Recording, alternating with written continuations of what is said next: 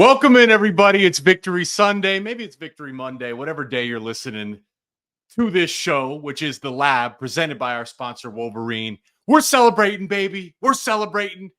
A lot of people in the world thought it couldn't be done. A lot of people. I saw the sports books, like 70, 80% of the money on USC. Hey, what's going on with Michigan? And they were wrong. They were wrong. A gritty, tough team victory, which we will dive into here in a second. I just want to play this song real quick. I was on my plane ride home this morning. I downloaded this and I just in a loop. We're playing it. I called Penn State yesterday, so I was, flying home, and I went back and rewatched the whole game on film, and it was glorious. It was beautiful, and it's always a great day when you can win. Want to thank. It's very fitting. Once again, I say this. It's raining here in Chicago. It's about to be fall. I know it was hot this weekend, but our sponsor, Wolverine, awesome apparel, gear, obviously flannel. They got the work boots. Obviously, what's Wolverine? Well, they are for the working man, the common man, the grit, the toughness, lunch pail mentality, hard work wherever, whenever, in the classroom, on the field, in the community. And of course, that's exactly what we saw Saturday against USC. A beautiful win. Shout out to our sponsor, Wolverine. Shout out to the Wolverines. Shout out to all the guys. We had Khalil Mullings on here last week. We gave him the Hard Hat Award. We had Max Bredesen on recently, and we had Zeke Berry on recently. All those guys played well. So once again, thank you, Wolverine, for funding this. We're able to give back to these players. We're able to get them paid to join us on the show where you guys can interact with them, and then we can all celebrate them together. All right, let's get into it. Wow. First, actually, maybe we'll do this because it's just me, a solo show here. So someone needs to get the hard hat. I'm not going to give it to myself, so I'm going to give it to you guys. The shots of the stadium, beautiful. The environment, the juice. Blue by 90's Justin Rowe, our producer, Mr. Do It All, the Swiss Army knife. He had a great tweet that said, boy, was that environment. It reminded him of 2021 Michigan, Ohio State. Maybe not quite to that level. That's a different rivalry, but the environment yesterday in the biggest moments, my goodness, were you guys good. And it's fun to see. It's fun to watch. So coming into this game, Orji gets named the starter. Everyone says, is Michigan going to be able to throw the ball? And certainly I was one of those people. I said, how are they going to be able to throw the ball? Will they even try to throw the ball? Why haven't we seen Orji throw the ball? And what they did was they won a game for throwing for less than 40 total yards passing. Big time run. On the flip side, USC, Miller Moss, their quarterback, threw the ball over 50 times. So this was a clash of Michigan and USC, but this was the clash of the two opposite ends of the spectrum. This is modern college football, up-tempo RPO pass. This is throwback, smash, Michigan football. And I don't know how much you guys follow the broader landscape of football conversations. Mel Kiper gets on ESPN a few weeks ago, and he says, we need to ban cover two. We need to ban cover two because the quarterback's numbers are down. We need to ban cover two because it's harder to pass. It's hurting the scoring. And isn't it ironic that Jim Harbaugh is out there with the L.A. Chargers and running the heck out of the ball? When teams go cover two, you run the ball. And I'll explain to you very simply the math on this. Cover one, that means one safety in the back. Cover two, that means two safeties in the back. So just basic math. There's 11 guys on the field. If there's one safety back, that means there's an extra safety in the box, right? The other 10 guys, where are they? If there's only one safety up top, and extra safeties in the box, harder to run just because there's more numbers. Now, if it's cover two, that means there's two guys back. You have your two corners. Now, all of a sudden, there's only 8 guys in the box. That's how teams can build 9-man boxes and heavy fronts and make it hard to run. So we would have 2 plays called in the huddle. One play, check to the second play. The first play would be a run. We'd check to a pass. And everyone knew it. The O-line knew it. The receivers knew it. There was a 2 high, 1 high read. If it's too high, that means they're in a soft defense. We got to run at them. We got to punish them. If it's one high, all of a sudden there's less resources in the back end. Let's throw it. Two high, one high. Michigan didn't care if it was two high, one high, four high, five high, any high, whatever high, Tuesday, Monday, Wednesday, whenever you want to say it, however you want it. They were running that dang ball yesterday. Khalil Mullings. The performance reminded me of Hassan Haskins in 2021 against Ohio State, to be honest with you. We've had him on this show. What a special young man. The character and the toughness. That might be one of the most overpowered moves in college football right now is his spin move, and really USC coming into this season, they played atrocious defense last year. The big narrative was their defense was revamped, and it is. It's much better. But they needed to improve their tackling.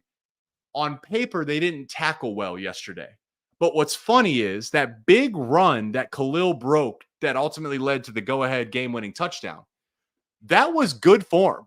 The safety had him fully wrapped up and held on for like 3 or 4 yards and then had help from another guy. Like in terms of form tackling, that was a good form tackle. But Khalil goes back to his go-to move, which is to basically spin, use the momentum of the defender against him and throw him off. The strength, the power, the lower body girth of Khalil Mullings was impressive. It's going to be very, very hard for teams to bring him down. And he's got great speed too. We saw what happened when he got in the open field. Great speed. Shout out to Donovan Edwards. To be a captain doesn't mean you're going to get, you're always going to get, you're going to have 200 yards and win the Heisman. To be a captain doesn't mean that. To be a captain means you need to be steady every day. You need to be a leader. You cannot waver. Your team needs you. Your team needs you. And that guy holds the expectations Donovan has of himself are sky high. Sky high. And we all know it's been frustrating now. Last year was frustrating, but you still saw the hints. You saw the trail of greatness. It's been frustrating at times to start the year. And then bang, does he pop a beautiful run to put Michigan up 14-0 early in that second quarter. A beautiful run. One common theme I noticed on that run that popped up, he had a great seal block on Khalil's first run. That run, he showed up a ton of times. Right guard Giovanni Ohadi. Great game. Great game. It was great to see, when we talk about how Michigan replaced 6 offensive linemen, Giovanni Ohadi's played a ton of ball. We have seen him out there on the field playing a ton of football. Giovanni Ohadi, Miles Hinton, a couple of these crack pole plays. I see, they're running orgy down the left sideline. The guy at the point cracks the defensive end. In comes gigantic 6'6", 320-pound monster, Miles Hinton, yet he somehow has light feet. Pancaked, launched a USC defender, which opened up. Orji was able, it was a small play in the game, insignificant, first down after the run. But it was how it happened. And that leads me to my next point. In terms of passion, in terms of juice, in terms of energy, that was the team we had all been waiting to see yesterday. The team looked confident. They looked like one team. They were unified. They played so hard. So hard. That defensive line is the best in college football. There's some debate. Ohio State certainly has a great D-line. They do. They think they're the best. Of course, we heard before the Florida State-Georgia Tech game, Pete Thamel said Florida State's the best in college football. That's not true, clearly.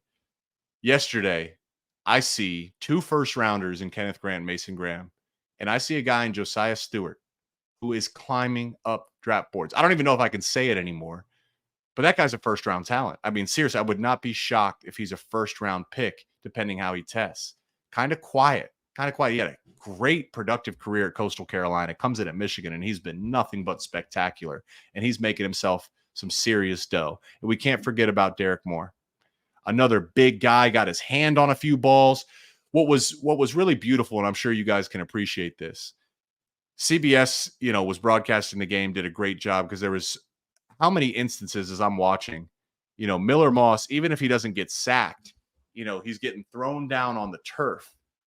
And a few times the officials had to pick him up. A few times his O-linemen or his running backs, Maybe it was even a Michigan guy helping him up. And as the game went on, he stayed down on the ground a little bit longer. He closed his eyes just a little bit longer. And I'm sure he was thinking, what the hell is going on? We don't have an answer. The D line was suffocating. By far their best game. By far their best game. We'll talk about why in a second. They were suffocating. And what I liked about them, they were junkyard dogs and they were bullies. After the play, the whistle gets blown. Who's going to give that last shove? It was Michigan yesterday. All right, Miller Moss gets the ball out. Let's just push him. Let's just push him. Josiah Stewart, let's let him know I'm here all day long. You want to throw it 50 times? You're going to be sore. It's a long flight home. I know he was sore. Best game of the year by that defensive line. Elite. Now, why was that? It goes back to the offense. It goes back to the philosophy and makeup of this team. And it goes back to a question that's now starting to arise. Can that form of Michigan beat Ohio State? How high can that team go? Now, certainly when you can't run the ball, your margin for error is much slimmer. So you got to be able to run the ball. But I say this. As much as people are asking, what if Michigan can't throw the ball versus Ohio State? What if Michigan gives up an early lead to Ohio State? Can they come back from it? If we're playing what ifs, the other question's true. What if Ohio State can't match Michigan's physicality? What if Ohio State can't tackle? What if Ohio State can't stop the run? The fact of the matter is your identity is your identity. And Michigan's ability to run the ball yesterday and sustain drives allowed Mason Graham and Kenneth Krant and Josiah Stewart and Derek Moore and Ike Iwuno and Rayshon Benny and TJ Guy. That defensive line was fresh on the field, a heavy rotation, and they were fresh, which allowed them to dominate. Football is circular. You want a closed circle. What's over here has an effect that's over here. What's up here affects over here. The big picture. You want it all to work together. And it did yesterday. And I give a ton of credit to Wink Martindale. I give a ton of credit to Kirk Campbell, and I give a ton of credit to Sharon Moore. There's been critics to start the season, and that's fair. It's the man in the arena, and it's football. Michigan never changed the standard. Win everything. It has to be the standard. But Wink Martindale, I thought, called a great game, and the defense played great. I'll address this because a lot of people are saying, well, USC made adjustments in the second half, and Michigan didn't. They started scoring. And I'll say this. Did you guys expect USC to not score a single point in all four quarters? That wasn't necessarily about USC unlocking some mystery box and suddenly dominating Michigan. That was just a good team with a good quarterback and a ton of weapons starting to make a few plays. That's all it was to me. At the end of the day, Michigan made more plays, and they made bigger plays when it mattered more. It was a beautiful day. We know Will Johnson, okay? Doesn't need an introduction. But man, can that guy change a game. Man, can that guy change a game. You heard the critics once again. It's a beautiful thing at Michigan how, for whatever reason, those outside want to see a guy like Will fail. You know, they're talking about Fresno State targeted him. Arkansas State was throwing the ball at him, which I was shocked to see. USC learned the lesson, the same one Fresno learned. You better identify where Will Johnson is, and you better not throw his way, or you better be damn sure that he's not going to be able to make a play on it because that dude doesn't miss much. Another phenomenal game. Game changer, Will Johnson. But what was more impressive, we got ourselves a nickel in Zeke Berry. Mikey Sainristil was the heartbeat of the defense last year. That nickel spot is so important in this scheme. Zeke Berry, man. And I loved when we got to talk to him last week because he's a fun, special kid. That guy was making plays in great position, just missed on an interception early in the game. They're sending him on pressure, plays with great passion. Not a perfect game. Not a perfect game. But you can win with Zeke Berry. Jair Hill. Love to see the emotion. And maybe some of this, maybe it's a good time to just take a deep breath and think about this team, how young they are. That was, week one is this season. Jair Hill, his role has grown. Zeke Berry's role has grown. Derek Moore, another year. We need more out of you. Ernest Hausman, you've been in the program. You got the talent. Jayshon Barham, you just got here. Clicking. Just a great defensive performance. Credit to those guys. Helmet stickers to everybody. Helmet stickers to Wink. And the good thing is there's room for improvement. There is some truth. Of course, Michigan's going to have to find a way to throw the ball. And I don't know, when we set our expectations, JJ McCarthy's not taking the field anytime soon. Okay. So when we set our expectations, we can keep that in mind. The question then becomes, is Alex Orji adding enough by the threat to run the ball that it makes up for how you feel about Davis Warren as a passer? It's that equation, right? What gives us the best chance to win? And the way they used Orji yesterday was really beneficial. They had some great schemes. Fake jet sweep let Orji go. Quarterback power. Of course, they're still getting everyone else involved. I thought he did a great job on the flea flicker. That's a bread and butter play for Michigan. USC was prepared. There was nothing there. Great job of not forcing it, tucking it, and running downfield. Smart, wise play. Didn't feel pressured to try to prove himself. Good IQ. So that's going to be something that's really interesting because truthfully, I don't think Davis Warren really has played that bad to start the year. There's growing pains in a young quarterback that makes mistakes, certainly. Some of those throws versus Arkansas State were inexcusable, but he was perfect outside of that. And he made some really, really great throws. He's a young quarterback. And truthfully, the full circle moment here when we talk about the passing game is the protection has to improve. Has to improve. Has to improve this week. Has to improve going forward. Because all of a sudden, guys, the team's back in it. All the goals are right there for the taking. The team's back in it. So now you're saying, how can we squeeze every last drop out of juice out of this? 12-team playoff, expanded playoff. Your loss is out of conference. You just beat one of the better teams in the conference. So you got to improve the pass game. And to me, that starts with the protection. And there's a few things that I've identified. They're rotating centers right now. You'd like one guy to emerge. It's great you got depth. You'd love one guy to emerge. All the communication starts from the center on out. Just when you think about this, football is a game of data.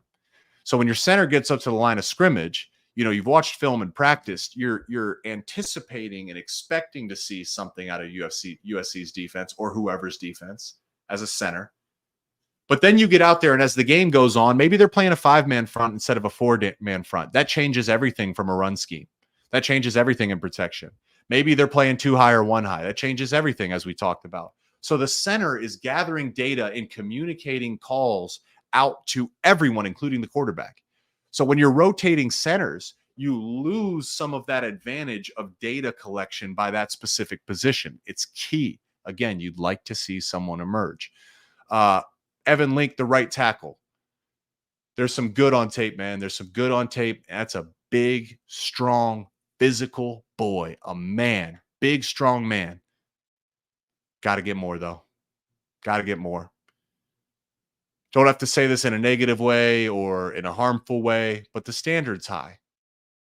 When you commit to play football for the University of Michigan, the standard is high.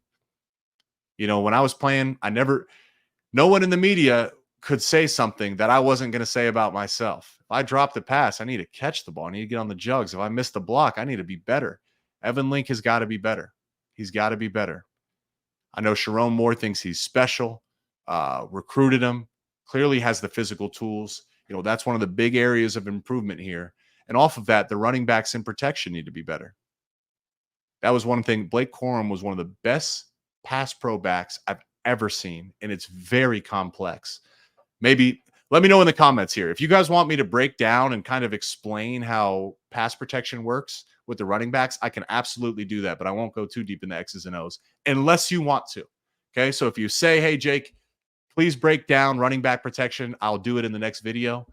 Just let me know in the comments, and I'll do it. but the running backs are a big piece of it nonetheless. Of course, chipping and helping out the tackles, but also IDing the blitzes and helping. So the running backs look great running the ball. We need you to pass protect. Reminder, Colston Loveland didn't play.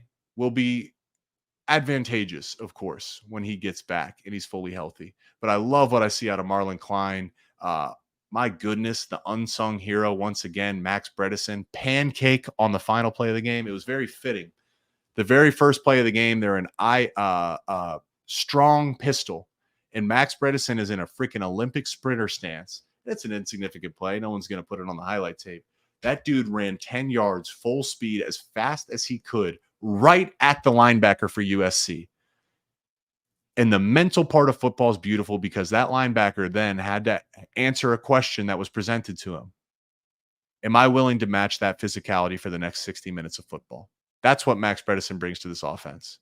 A physicality that forces the defense to look deep within and say, am I willing to match his physicality for 60 minutes? Few are. Just saying. Few are. To me, he is the springboard to the offense. He is the key to making everything go and everything work. And he's an outstanding young man. That's why he was voted captain. Just have to give him recognition. A pancake on the go-ahead touchdown. A beast. A beast. Samaj Morgan continues to get better. Continues to get better. And I like the emotion that guy's playing with. There was a play, they were running 4 verts, and Samaj just cooked a dude off the line of scrimmage. It would have been an 80-yard touchdown. He was wide open. The protection wasn't there, and it ended up missing him. And he was pissed off. He wants to win, and he wants to help, and he did his job. It's understandable. But he's pissed off because he knows he's capable of making that play.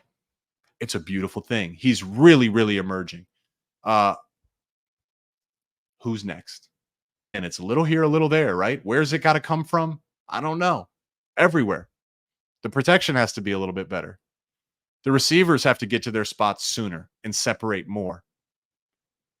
And the quarterbacks have to read it out and put the ball on them. Everyone. It takes everybody. It takes everybody. So it was a glorious, glorious day. It was a fun film session to watch. I'd love to hear from you guys down in the comments, and I'll just remind you here to like and subscribe here to our channel. Like this video and subscribe, please. But ask me some questions. We're going to scan through the YouTube comments. I'll go through and answer them. But let me know how you guys are feeling on a scale of 1 to 10. Maybe let me know how you were feeling after Arkansas State and how you're feeling right now. I got to imagine it's a drastic difference. So get active. Let me know in the comments. I appreciate you guys. It's been fun to hang out with you guys. We got some big time guests coming up this week. Big time guests. Busy guys. These guys are busy. They're getting a lot of asks. A lot of people want them to join their show. Why do they join our show? Because of Wolverine, baby. Wolverine. They take care of us. They're a great sponsor, great apparel, very fitting that aligns with the brand. And they do a great job of helping us build this show and bring it on the players. I love doing it. It sounds like you guys loving it too. Love doing it too. So really appreciate you guys. And looking forward to next week. Go Blue.